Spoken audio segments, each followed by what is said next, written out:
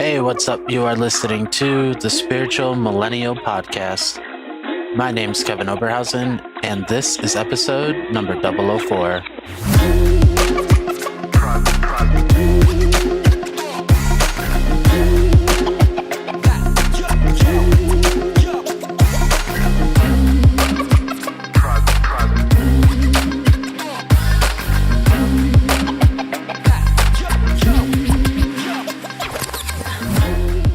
Hey, what's up, and welcome to a new episode of the Spiritual Millennial. My name is Kevin Oberhausen, and today we're going to talk about Santa Claus. Holidays are coming up. Christmas is almost here. Whether or not you celebrate it, you probably know who Santa Claus is, and there's a good chance that you were raised believing in Santa Claus. And this is something that my wife and I have had not a ton of discussion about.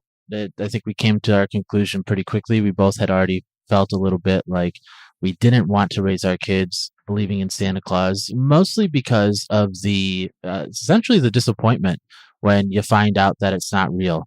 You essentially set your kids up for years and years and years believing and experiencing in this really exciting thing.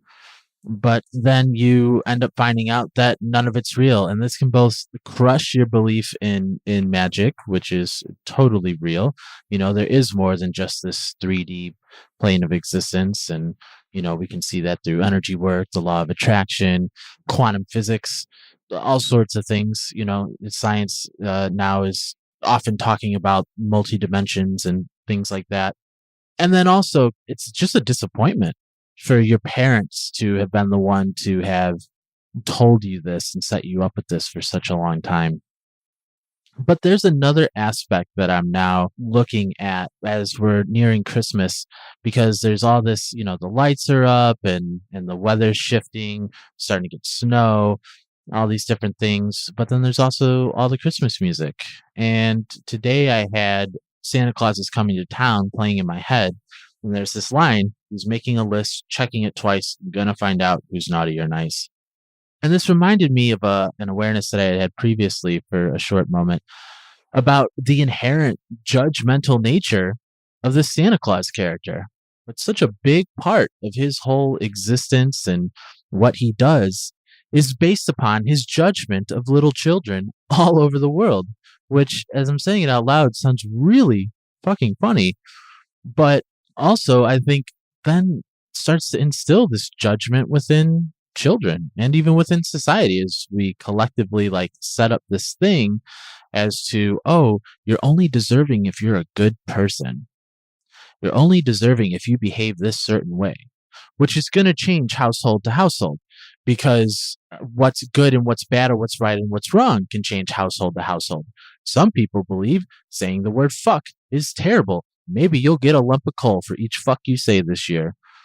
Whereas other families might just be like, hey, let's not use that language at certain times. Or let's, just make sure we're speaking respectfully and, we're not motherfucking our siblings across the table, at dinner, or you're not shouting obscenities in the classroom, right? Very different. So one kid could say fuck once and gets a lump of coal in his stocking, and then his friend at school says fuck every single day after class, and he comes home with a new iPad or, whatever. It's a really strange thing that there's this judgment worked into this, and how this can really, I think, start to subconsciously affect so many of our kids, of children in general, of adults now, having been raised with this thing of you only get good things if you're good. And there's this dude that you never see. You can maybe start drawing the parallels to the way certain religions paint the picture of God. There's this dude that you can't see who's constantly watching you and judges every move you make. And if you're good, he will shower you with gifts. But if you're bad, you will get nothing or lumps of coal, which I guess would suck as a kid to get for your presents if, other friends are getting things like a Game Boy or, even just colored pencils or whatever. Like coal would seem pretty fucking useless unless you're, some 3 or 7 year old grill master Or, maybe you're an artistic kid and you turn that coal to, an artistic medium and start creating fantastic art at a young age. But outside of that, coal is, I think it's a funny choice for your shit gift. And that's the other thing. It's not just that you get nothing, you get something you don't want, right? How strange is that? How weird is it to tell this story about this person who lives by himself most of the year, probably because no one gets along with him because he's a judgmental fuck. But tell your kids that this guy is constantly judging them and oh, you better watch it.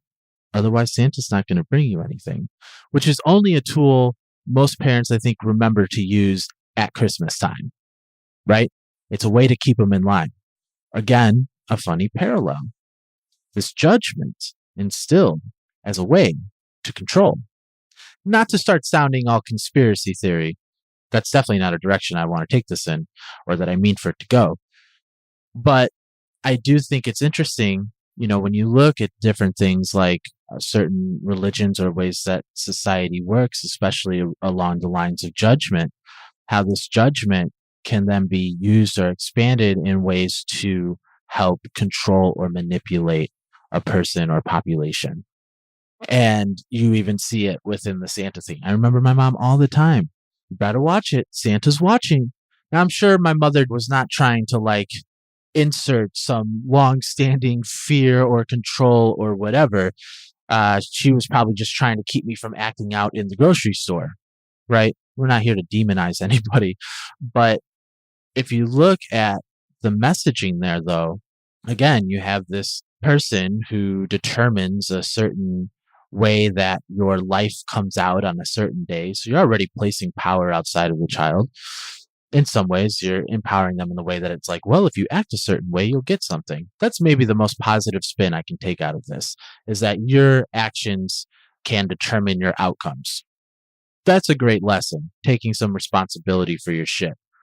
But the story that if you do wrong things, which again can vary by person because there is no base thing, there's some stuff most people can agree on, but then it can vary wildly as it comes down to the fine details.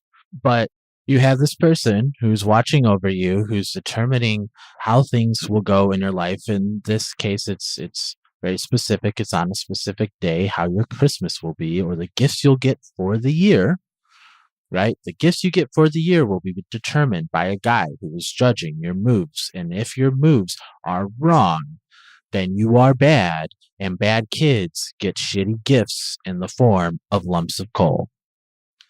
That's not a message I want to share with my children. And then you add on the whole introducing this world of magic and wonder and excitement and etc.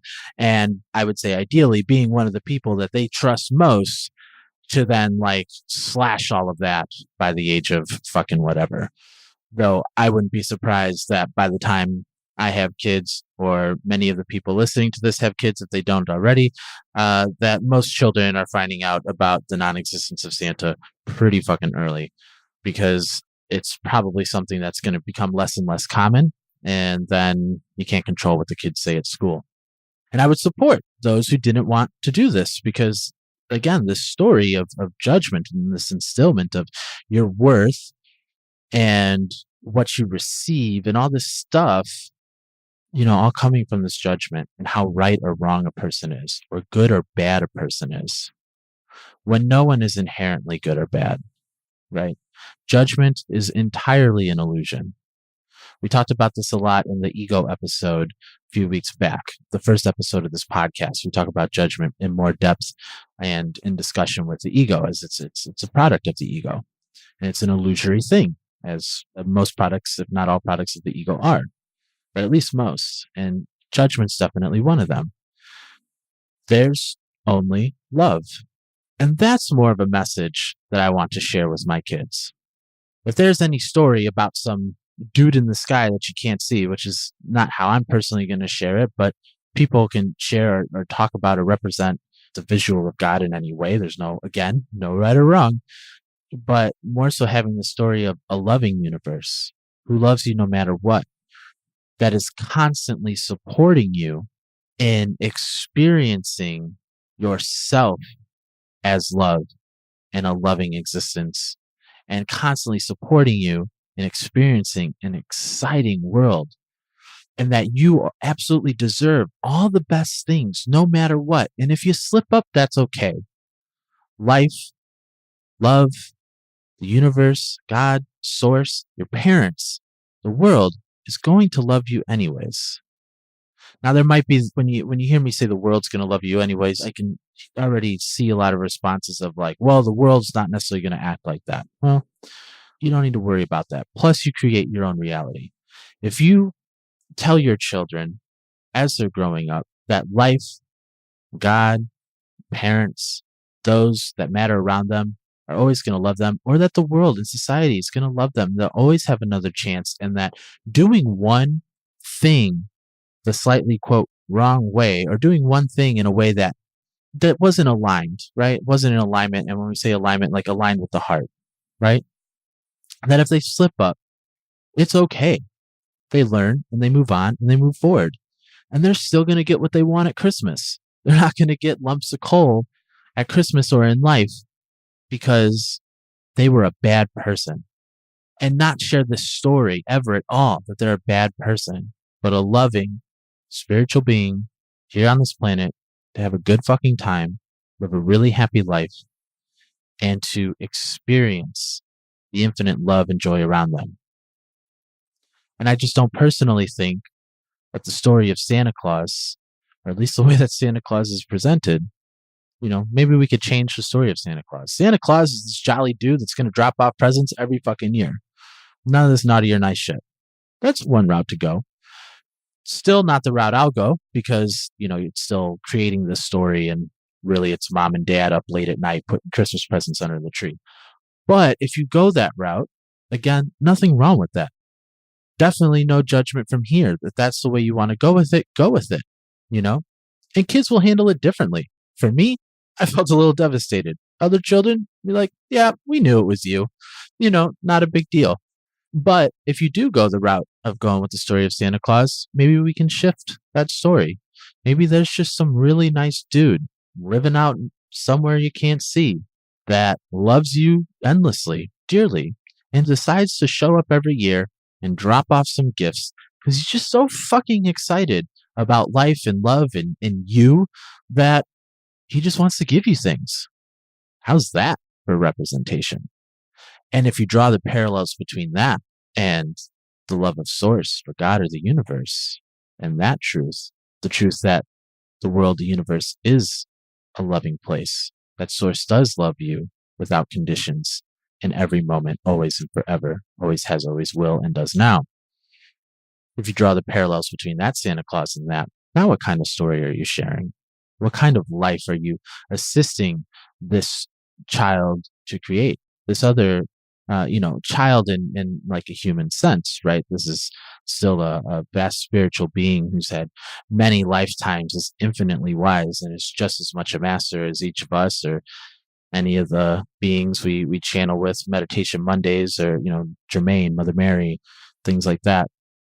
This child is just as much a master divine being as everybody else. But in what way are you now showing up to love and support this other being that has come into your life as a child, as your child for this lifetime? What kind of love and support are you providing them? How are you showing up in a way to support the way that they're going to create an experience by having a story of this person who just loves them and is excited and jolly all the time? And because he loves everybody so much, he just drops off presents every year. Why does he do it every year? Because it takes a long fucking time to make the gifts for everybody. Long time to find out what everybody wants. Everyone's writing Santa letters. He's got to read all that shit. So it takes him a while. He outsources to some of the elves, but our population's growing at a rapid rate. So, it's exciting that he's a master businessman. He's been able to keep up with that once a year thing. Santa's very effective. So, looking at these two different stories, which one do you want to share? Right? Or maybe you don't think you're going to raise your kids believing in Santa Claus. This honestly isn't an episode about whether or not you should. Again, there's definitely some judgment in there if it becomes a whether or not you should raise your kids. I'm not here to convince you of it one way or another. I'm just sharing some thoughts on it and offering a different perspective, or taking a look at the words and the perceptions that we're actually using, right? And this is more about like talking about an awareness of the situation, more so than like, oh, you're right or wrong for believing in Santa Claus or doing something a certain way. It's more of like paying attention to the words we're using and the stories that we're telling, because this is what we're putting out into the collective conscious. This is what we're telling our kids. This is the support or that we're providing, or the example that we're setting or giving. And so we, of course, want to be aware of that and be responsible for what we're doing, right? Responsible for our actions, responsible for our thoughts, responsible for our beliefs, responsible for the way we create, because we are both creating our own lives. And the only way you can change your life is if you take responsibility for it. Truly change your life. And anytime anyone ever changes their life, in some moment they've taken some form of responsibility of it, whether it was completely or at least in that area, and did something different and changed it. They changed something about themselves on some level that changed their life. But you're not only creating your life and responsible for creating your life, but we're all co-creating our experience on this planet. We're co-creating, I'm in Chicago. We're co-creating in the city of Chicago, co-creating in the state of Illinois, co-creating as a country, co-creating as a continent, co-creating as a planet, co-creating as a solar system, a universe. And so we want to take responsibility, be aware of and take responsibility for what we're putting out there. And one of the easiest ways to do this, one of the most effective ways, if not the most effective way, is to, of course, bring awareness to what we're doing. It makes it much easier to change when you have an awareness of what's happening, so you know what to change. And again, this isn't to convince you to change or say you should or shouldn't. We're just bringing awareness to what is it that we're saying? What kind of story are we telling? And what story do we want to tell? Do we want to tell a story about this guy who's judging you, and, the way you've performed this year will, determine the way that you get things, and that's actually determined by a guy who's, off somewhere you can't see him, judging you, who sneaks into your house at night once a year? Or talk about how there's people out there who just are so fucking excited about life that they can't help but just like give in love and support. So anyways, those are my thoughts on Santa. And I hope this can spark some interesting discussion, either amongst you and I, or amongst your families, or amongst our society as a whole. Not just about Santa Claus, but, things like judgment and how we interact with that, and how we may be exercising judgment in our lives, right? Because this isn't just about Santa Claus, it's about judgment. And what areas, not only are we perpetuating stories like this that lead to certain ideals, but in what areas is judgment at play in causing struggle, like judgment of self? Had a huge discussion about judgment of self in this weekend's workshop. It was a New Paradigm workshop, New Paradigm MDT, which stands for Multidimensional Transformation. It's an energy certification training as well as a self-transformational intensive.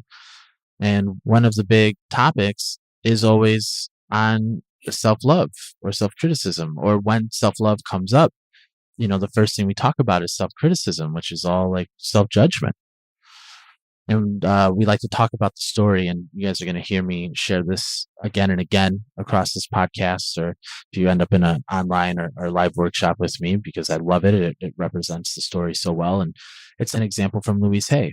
And she talks about how, when a child's learning how to walk, no matter how far that child gets, 1 steps, 2 steps, 3 steps, when the child falls, everyone erupts cheering. Everyone's probably cheering before this, actually. And yay, you're doing so well. Look how far you got. Ah. And the child's just like, like excited, big smile, just like waving its arms or whatever, working to get back up. And it gets back up, and it's just big ass smile and so excited. It goes to take 1 step and just falls because it hasn't like regained its equilibrium, and it hits the ground, and everyone's just cheering. and it's just excited and like it almost looks confused. It's so excited, this child, and then gets back up, and now maybe it does 3 or 4 steps and falls, and everyone goes wild. And no one ever, first of all, the child never thinks about the fact that it's fallen, or whether it got more steps last time than this time, or how many steps it did that day, or anything like that. It's just really fucking excited, wants to walk, and just keeps doing it, no matter how far it gets, right? And then eventually it's on 2 legs like the rest of us.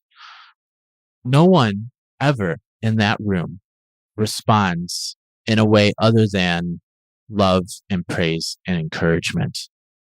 No matter what happens, love and praise and encouragement. And with that, the child has a great time learning to walk. But this is how we want to treat ourselves in every moment, with love and praise and encouragement. When that baby falls, no one goes, "Stupid baby, you're never going to walk. Who are you to even think that you tried? You're so bad at this." Nobody responds that way. No one shit talks. No one criticizes, right? This is how we want to treat ourselves. But a lot of times, especially with these stories of judgment that are common, self-judgment does creep in. And so when something doesn't go a particular way that you think it should, or society thinks it should, right? And there's that should word again. Do a whole episode on the word should. Get rid of that word should. When things don't go the way that people or you think they should, there's judgment placed on it, and then you feel like shit. And that makes it even harder for you to do what you want to do, right? When you feel like shit, it makes it harder to do the things that you want to do because you don't feel good. And we could take a deep dive into that. But for example, if you are constantly criticizing yourself, and there's a certain way that you want to show up in life. You want to show up in this way that's just loving and successful, or whatever it is, right? However it is that you want to be showing up, that you feel you're not showing up now. As you continue to criticize yourself and build this idea of yourself as not being that person, or not being able to be that person, it is going to be harder and harder and harder for you to take the actions that are aligned with what you want. And you will start acting against what you really want more and more, because you don't believe that that's you. You don't believe that you're this great thing. You feel like you're this not so great thing.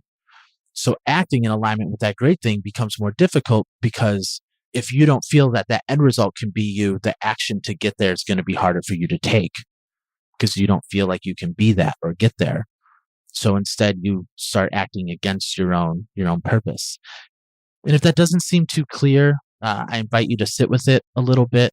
It's easier to explain when I have a more concrete example that I can share. But if you think about it, if you feel like you can't be a certain way, or you're consistently telling yourself how bad of a person you are, how you're such an asshole, how you're not responsible, how you're this, then you're not going to take the action that shows that you're responsible. Maybe you will here and there. Maybe, you'll have moments, because you're this great person. That person you want to be, you're it. Like, it's just the way you're showing up, which is a thing of your inner workings. But as you judge yourself and define yourself as this other thing, then it becomes hard to act that way. And if you act that way once, it might be hard to act that way a second time. Or you start acting that way, and as you start nearing that way that you want to be, you might self-sabotage, because you believe you're the opposite of that, all through judgment, right? Whereas if you start learning to respond to yourself with love and praise and encouragement in every moment, and that doesn't mean to enable yourself with, doing undesirable things, let's say, right? That doesn't mean like you act in a way that's not in alignment, let's say, right? You act in a way that's not in alignment, and then just like, love and praise and encouragement, and you just, continue on acting in a way that's just, again, undesirable or uncomfortable or not in alignment. Then you're just enabling, and you're not really using it, right? That's not coming from a place of love. This isn't an escape route to be able to just do shitty things. This is, if you're actually responding yourself with love and cultivating love every time, the actions will be more and more in alignment. Actions from the heart. As their actions from the heart, you will see transformation and change. If you're using it as a way to enable, then you're just going to keep doing the things that aren't really serving you all that well and find yourself in the situations over and over. And you're still going to feel like shit, even though you're just like, love, praise, and encouragement, love, praise, and encouragement. If you're truly responding with love, praise, and encouragement, then you'll see the difference. So it's those wrapping this back into the judgment and the conversation about, Santa Claus and stuff like that, or this conversation around the awareness of how judgment can work in our lives and how the stories we tell in our societies can help shape that, right? Which again, no one's a victim. Everyone's like, you're not like, oh, I deal with these judgmental things because of society. No, like society may not have assisted you in setting it up a different way, but you're responsible for your beliefs. You're responsible for your behaviors. You're responsible for whether or not you judge yourself, right? You can choose to do something different. It may feel like a struggle at first. There may be some stuff to work through, some awarenesses to build, thoughts to change, beliefs to work through or release or shift. But you are not victim to any of this stuff. But we can take responsibility, again, not only for the stuff in our own lives and for how we operate in our own lives, but how we co-create. So how do we show up in society? What are the stories that we tell in society, in communities, in our family, right? Society on all the different levels, in a friendship, a relationship. What are the things that we tell, that we say, that we share? What are the things that we're backing up, right? And are some of those things laden with judgment? This right or wrong, is being good or bad, right? All you are is love. All you are is love. And any messaging against that is your ego. Any fight against that, ego. Which is not to say that it's wrong for those thoughts to come up in opposition, but I promise you, anything that comes up in opposition to that reality that all you are is love is ego, and it comes through the different programming and through the things that people have said that you've decided to accept as true, and through experiences that you've had where maybe you came to certain conclusions that, again, maybe didn't really reflect what was actually happening. But all you are is love. And so again, like, where are we showing up? What stories are we sharing? What message are we sharing? And with that, I think we'll wrap up this episode. Thank you so much for listening. It means so much that you guys even care to listen to these things and to have these conversations, right? It's both exciting. I love having them. It's also, allows me to do what it is, the things that I love to do, right? I love to assist others. I love to talk about these things. I love to, help people with handling these things, but, also success and the energy work and all this stuff. But it's made possible because you guys care enough and show up and listen and do the things yourself, right? So yeah, thank you so much for listening. I'm excited for you and the new year. It's right around the corner. I may do a New Year's thing, maybe not. There's so much of it out there already. So, maybe we'll find the thing that nobody's really talking about, or probably a whole nother episode on judgment and how to stay out of that perfectionism so you can make the changes that you want to see. That actually sounds like a good one. So maybe we'll go there. If that's something you want to hear about, let me know. Hit me up on Instagram, Facebook, or come to the comments section on the website for this episode, kevinoberhausen.com/Santa Claus. The conversation continues there. Leave a comment. Let me know what you think about the episode, what it is you think you're going to do if you're planning to have kids and the whole Santa thing. Maybe the Santa thing doesn't apply to you at all because you weren't raised with the Santa at all ever. In that case, is there something in your tradition that you feel could be adjusted, or that you really like, that you'd like to share with other people, right? Can, always learn from other cultures. I work with some clients that are Jewish, and they share things about their culture all the time that I think are just so fascinating. But yeah, again, wrapping this up, comment kevinoberhausen.com/Santa Claus. Enjoy your holiday season. Enjoy the new year. And I'll see you in another episode.